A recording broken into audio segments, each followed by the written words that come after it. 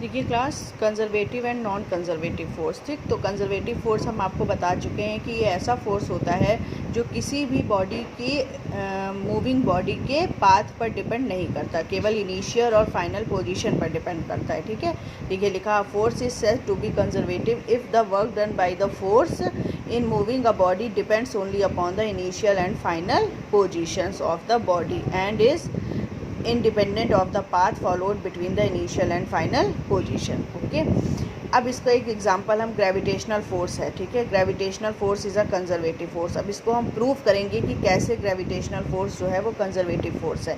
तो इसके लिए सबसे पहले हमने एक m मास की बॉडी ली। m मास की बॉडी को पॉइंट A से हमने ऊपर की तरफ पॉइंट B तक फेंका।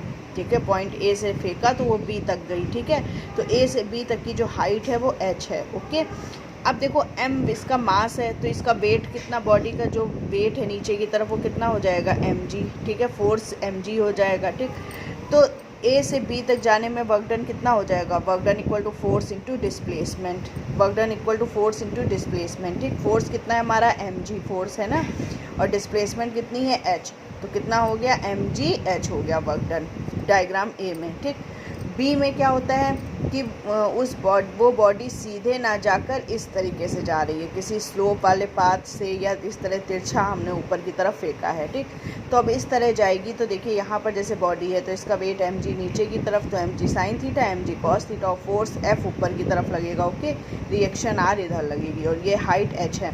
तो जब ये हाइट h है तो ये यहाँ से यहाँ तक हाइट कितनी हो जाएगी, हम साइन थीटा लगा दें। अगर इस ट्रायंगल में जब हम साइन थीटा लगाएंगे तो साइन थीटा बराबर होता है P/H। ठीक है, तो P यहाँ कितना है, P कितना है, ये 90 डिग्री है। ठीक है, तो P हमारा है कितना, H है ना, और H कितना है, BC। ठीक, BC है, तो BC बराबर कितना आ जाएगा, H/साइन थीटा। मतलब यहाँ से यहाँ तक की जो तिरछी डिस्टेंस है वो हमारी होगी H साइन थीटा। ओके, अब हम इसमें लगाएंगे वर्क डन, निकालेंगे तो वर्क डन इक्वल टू क्या होता है, फोर्स इंटू डिस्प्लेसमेंट।